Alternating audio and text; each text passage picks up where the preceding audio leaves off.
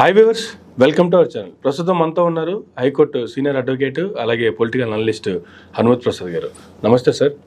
రీసెంట్గా జూనియర్ ఎన్టీఆర్ గారికి సంబంధించి కొన్ని వార్తలు చూస్తూ ఉన్నాము. నందమూరి ఫ్యామిలీకి సంబంధించి చైతన్య కృష్ణ గారు ఒక పోస్ట్ పెట్టడం కావచ్చు, ఆ తర్వాత టీడీపీ పార్టీకి సంబంధించి బుద్ధా వెంకన్న గారు ఆయన ఒక ప్రెస్ మీట్ పెట్టి ఆయన చేసినటువంటి కామెంట్ల అనంతరం దానికి వివరణ ఇచ్చుకుంటూ ఆయన చేసినటువంటి కామెంట్లు కావచ్చు.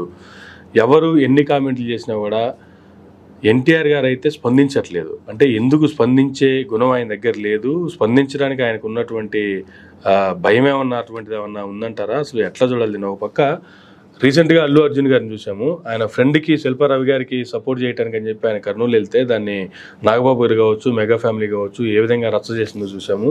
ఆ తర్వాత ఆయన దానికి అన్నీ ఇమీడియట్గా రియాక్ట్ అయ్యారు. ఒక ట్వీట్ కూడా ఆయన పెట్టారు. ఆ ట్వీట్ కూడా వీళ్ళేదో సర్ది చెప్పుకునే ప్రయత్నం చేశారు కానీ కాదు అనేటువంటిది ఆయన జస్టిఫై చేశారు. ఆయన వెంటనే రియాక్ట్ అయినటువంటి మోడ్ అల్లు అర్జున్ గారి దగ్గర చూసాము. కానీ జూనియర్ ఎన్టీఆర్ గారి దగ్గరికి వస్తే ఆయన సైలెంట్గా ఉంటున్నారు, దేనికి రియాక్ట్ అవ్వట్లేదు. అంటే దీన్ని కూడా ఒక టైప్ ఆఫ్ మెథడ్గా చూడొచ్చా, లేదంటే ఇదేమన్నా ఒక రకమైనటువంటి భయాందోళనకు గురయ్యేటటువంటి అంశంతో మనకి ఎందుకు వచ్చిన గొడవ, మన పని ఏదో మనం చేసుకుందాం అనేటువంటి లైట్ తీసుకునేటువంటి ప్రక్రియ అంటారా? ఎట్లా చూడాలి అసలు ఈ డిఫరెన్స్ ఎట్లా చూడాలి సార్? ఇప్పుడు జనరల్గా చూసుకుంటే నందమూరి ఫ్యామిలీ వాళ్ళకి ఎన్టీ రామారావు గారితో ఆ డేరింగ్నెస్ పోయిందండి. అది ఎవరికి లేదు. ఎన్టీ రామారావు గారు ఇంకోళ్ళు ఎవరు పుట్టబోరు. పులికడుపున పిల్లిలు పుట్టి అన్నట్టుగా వీళ్ళు ఏది డేరింగ్ స్టెప్ చేసుకోరు. దానికి వారసులు ఎవరండి? పార్టీకి వీళ్ళు స్వయం ప్రకాశం లేదు. వీళ్ళని ఎవడో ఆడిస్తాడో ఆడతారు.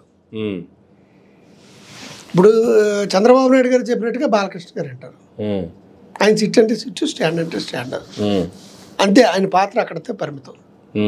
అంటే ఒక పక్క అక్క ఉంది, ఒక పక్క కూతురు ఉంది, ఇద్దరు అదే ఫ్యామిలీలో ఉన్నారు. అంతే. ఇప్పుడు ఎవరిని కూడా ఎన్టీ రామారావు గారిని ఆ రోజున ఆ రకంగా చేసి ఆయన క్షోభకు గురి చేసిన ఎన్టీ రామారావు గారే స్వయంగా ఇతను నమ్మద్దు, ఇతను దశమగ్రహం చంద్రబాబు నాయుడు ఇలాంటి వాడు ఎక్కడ ఉండకూడదు అనేసి ఆయనే స్వయంగా చెప్పిన కన్న కొడుకులు కానీ కన్న కూతుర్లు కానీ కనీసం జాలి కనకరం జరగలేదు. ప్రజలందరికీ జరిగింది జాలి. అలాంటి వాళ్ళ మీద వాళ్ళ కొడుకుల చేతే చెప్పులు ఇసిరించాడు చంద్రబాబు నాయుడు గారు. సో అంటే వాళ్ళ ఫ్యామిలీకి ఎన్టీ రామారావు గారి తర్వాత వాళ్ళ స్వయం ప్రకాశకులు ఎవరు లేరు.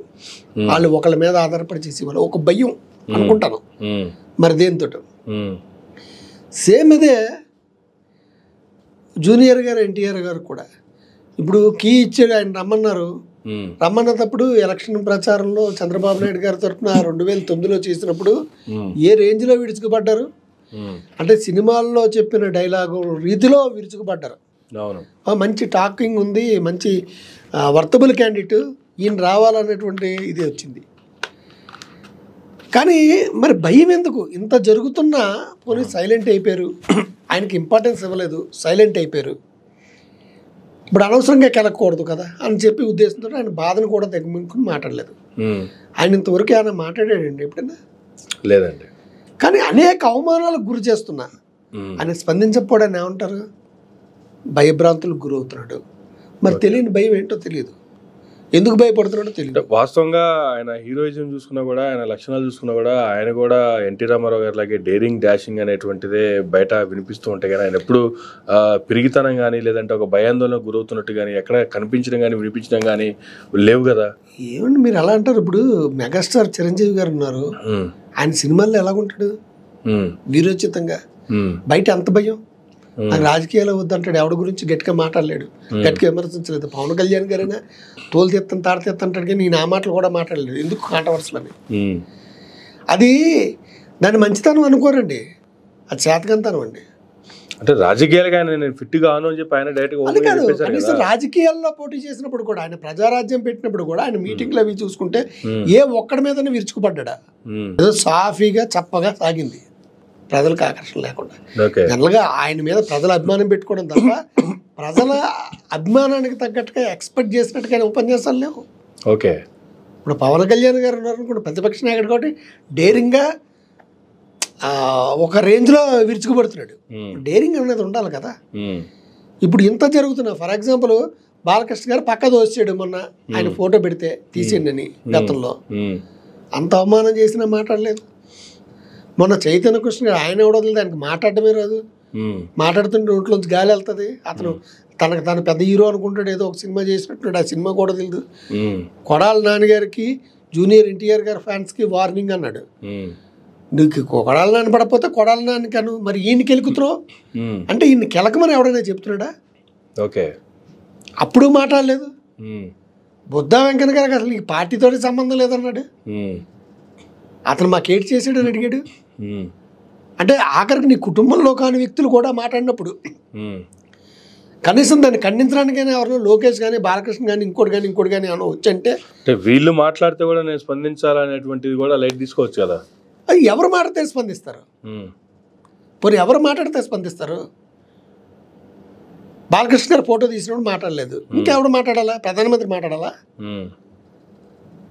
అంటే ఒక ధైర్యం లేని వ్యక్తి అల్లు అర్జున్ గారు అన్నారు, అసలు ఎవరికి అది నా బతుకు నేను బతుకుతున్నాను, నా ఇష్టం వచ్చిన వాళ్ళకి చేస్తాను, నాకు మనసు వెళ్ళిందంటే అలా పిలవపోయినా వచ్చి ఎక్కడున్నా చేస్తాను, చాలా క్లారిటీగా చెప్పుకొచ్చాడు. That is leadership. వెంటనే నాగబాబు గారు వేశారు ఆయనకి డైలాగ్, ఆయన వేయకూడదు జనరల్గా వేశాడు. మనవాడైనా సరే పరాయివాడే, మనకు మంచి చేసేవాడు పరాయివాడైనా మనవాడే అనేసి. ఇప్పుడు ఈయన ఉద్దేశించాను అర్థమైంది. ఆ తర్వాత కూడా ఎవరికి అర్థం అవ్వాలో ఆడికి అర్థమైందండి అన్నాడు విలేకరులు అడిగినప్పుడు. వెంటనే పెట్టాడు ఆయన.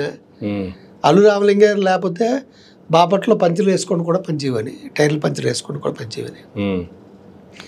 జనసేన వాళ్ళు కవరింగ్ ఇచ్చుకొని ట్రై చేశారు. ఇది అల్లు అర్జున్ గారు పెట్టరు ఈ టైప్ డైలాగులు, అందువల్ల ఎవరో హ్యాక్ చేశారు అన్నట్టుగా. ఒక అతని ఫేస్బుక్ కానీ అతని ట్విట్టర్ కానీ హ్యాక్ అవుతే అతను కంప్లైంట్ ఇచ్చుకోడా? పోనీ ఇది నేను పెట్టలేదు అని ఇదేనే ఇచ్చుకుంటాడు కదా. ఈ రెండే అన్న చెప్పాడు, పోనీ నేను పెట్టలేదని నేను చెప్పాడా? లేదు కదా, చెప్పలేదు కదా. అంటే నేనే పెట్టానని. ఆ డైలాగ్ కూడా అతను సినిమా డైలాగులు తగ్గట్టుగానే ఉందండి. ఆ మామూలుగా అల్లు అర్జున్ మాడితే ఎలా ఉంటది, ఆ టైప్ డైలాగులు ఉంటాయి. అంటే యాక్షన్కి రియాక్షన్ ఇమీడియట్గా ఉంది. ప్రజలు హర్షిస్తారండి, అది రైట్ అయినా రాంగ్ అయినా. అతను వాళ్ళు తినేది తింటున్నది కదా, అంతే కదా. అతను బతికేదో అతను బతుకుతున్నాడు, కెలికితే ఎందుకు, కెలికితే ఊరుకోనని. ఓకే, అలాగే సినిమా డైలాగ్ దాన్ని ఒక ఇది ఉంటుంది, దానివల్ల అతను కానీ నచ్చమని ఉందా. ఆయన డిలీట్లు చేసుకున్నాడు, ఆయన సైలెంట్ అయిపోయాడు. ఇతను సైలెంట్ అవ్వకపోతే చాలా మంచిది అనిపిస్తారు జూనియర్ ఎన్టీఆర్ని. ఇప్పుడు ప్రజలకు కూడా ఒక నమ్మకం పోద్దండి, ఇతను వచ్చి ఎటు చేస్తాడులే. అంటే ఎవరు వచ్చి ఎన్ని మాట్లాడుతున్నా కూడా స్పందించట్లేదు కాబట్టి వీళ్ళు ఇష్టం వచ్చినట్టు రకరకాల మనుషుల చేత ఇటువంటి ప్రొవోకింగ్ చేయించడం. లీడర్షిప్ అంతే, ప్రొవోకింగ్ చేయించడమే లీడర్షిప్ అనేవాడు. ఏంటి ఇప్పుడు నన్ను ప్రజలను కాపాడేవాడు సమస్యల నుంచి. నీ మీదకి సమస్య వచ్చినప్పుడు, నిన్ను అనవసరంగా ఉంటున్నప్పుడు, అనవసరంగా బ్లేమ్ చేస్తున్నప్పుడు నువ్వు కనీసం మాట్లాడకపోతే దానికి అర్థం ఏంటి? అనాలి కదా. ఎప్పుడైనా మమ్మల్ని పిలిచారా తెలుగుదేశంలోకి? మేము ఇంత అలా చేసాం, మమ్మల్ని ఏమన్నా పిలిచాడా నువ్వు రమ్మనమని? ఎందుకంటే రమ్మని పిలవలేదు. ఎందుకంటే రమ్మని పిలిస్తే ఈయనకి ఇంపార్టెన్స్ పెరుగుతుంది, లోకేష్ గారికి ఇంపార్టెన్స్ తగ్గుతుంది. ఓకే, ఇప్పుడు ఈయన చూస్తారా ఆయన చూస్తారా? అప్పటికే సీఎం అంటారు. మన వాళ్ళకి ఏదైనా అలవాటే కదా, వాళ్ళకి నచ్చిన ఒక ఇది వస్తే సీఎం అనేస్తారు అతన్ని, నెక్స్ట్ ని లోకేష్ ని ఇచ్చేస్తారు. అందువల్ల అతను వీళ్ళు పిలవలేదు, వీళ్ళు పిలవలేదు సరి కదా, అతను రాలేదని చెప్తున్నాడు. అది how far it is correct. ఆ విషయాన్ని నేను చెప్పాలి కదా. మీరు ఈ రోజునే పిలిచారా మమ్మల్ని? ఏ రోజునే పెద్ద పీట వేసారా? ఎవడో పడితే వాళ్ళ నోటి మీద వచ్చి మాట్లాడడం ఏంటి? మీకు నా గురించి ఏంటి తెలుసు, పార్టీ గురించి ఏం తెలుసు? అసలు సిసలైన వారసులు మేము. అవసరమైనప్పుడు వస్తాను నేను, ఎప్పుడు రావాలో నాకు తెలుసు అనేసి ఒక డైలాగ్ అయినా వేయాలి కదా. ఇంత చేతగాని తను నందమూరి ఫ్యామిలీనో చేతగాని తను వాళ్ళు ఏం మాట్లాడరు, బయట చెప్తుంటారు అన్నమాట. బయట బాలకృష్ణ గారు వాళ్ళ అభిమానులు కొట్టడాలు ఇవి చేస్తుంటారు. అలాగే చంద్రబాబు నాయుడు గారికి వచ్చేటప్పటికి ఆయన ఎలా చెప్తే అలాగా, సిట్ అంటే సిట్, స్టాండ్ అంటే స్టాండ్. ఓకే, అందువల్ల వాళ్ళకి ఇప్పుడే దాటిపోయిందండి వాళ్ళ చేతిలోకి. ఆయన చంద్రబాబు నాయుడు గారు తెలుసు, వాళ్ళ చేతిలో ఉంటే పార్టీ మొత్తానికి నాశనం అయిపోద్దని హ్యాండ్ ఓవర్ చేసుకున్నాడు. ఓకే, అత్యంత దారుణమైనటువంటి విషయం. నందమూరి జూనియర్ ఎన్టీఆర్ గారు ఇప్పటికైనా స్పందించి రియాక్షన్ ఇవ్వాలి. ఎందుకంటే మాలాంటి వాళ్ళు బాధపడతారు. ఎందుకంటే మేము అభిమానించే వాళ్ళం అతని తాలూకు డైలాగ్ని, ఆ టెంపరు, ఇలాంటి సినిమాలన్నీ చూసుకుని అది చెప్తాడు కదా. వైఫే తిరిగినట్టుగా నేను నాతో పెట్టుకుంటే ఇలాగనే ఈ సినిమాల్లో నేను డైలాగ్లో నిజంగా మీ మీదకి వచ్చినప్పుడు మీరేం చెప్తారు? రేపు పొద్దున్న మిమ్మల్ని నమ్ముకున్న అభిమానులు కూడా బ్లేమ్ చేసినప్పుడు మీరేం మాడతారు? కనీసం స్పందించాలి కదా. మిమ్మల్ని ఏమైనా తిరుగుబాటు చేయమన్నారా లేకపోతే ఇంకోట? కనీసం అల్లు అర్జున్ గారికి ఉన్న పాటి గట్స్ కూడా జూనియర్ ఎన్టీఆర్ గారికి లేవు. అభిమానుల్ని డిసప్పాయింట్ చేస్తున్నారు. ఓకే, ఇది నా భావన. రైట్ సార్, థ్యాంక్ యూ అండి, థ్యాంక్ యూ వెరీ మచ్. ఇదండి జూనియర్ ఎన్టీఆర్ గారికి సంబంధించి ప్రసాద్ గారు ఇచ్చినటువంటి వివరణ. ఇది ఈనాటి మరో గంటలో మళ్ళీ మాట్లాడదాం.